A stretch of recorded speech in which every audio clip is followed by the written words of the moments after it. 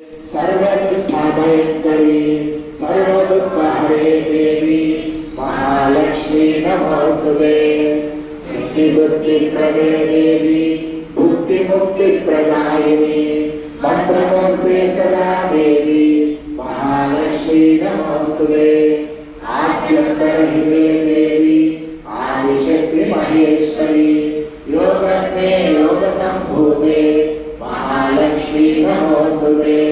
स्थूल सूक्ष्म महारौद्रे महाशक्ति महोदये महापापहरे देवी महालक्ष्मी नमोस्तुते। पद्मासनस्थिते देवी परब्रह्मस्वरूपिणी परमेश्वरी जगन्माता महालक्ष्मी नमोस्तुते। अक्षुताम्बरधरे देवी नानालङ्कारभूषिते जगत्स्थिते जगन्माता महालक्ष्मी नमोस्तुते।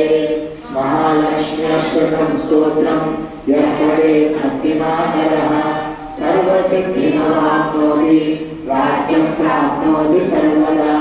एककाले पठेत् नित्यं महापापविनाशनं त्रिकालं यः पठेत्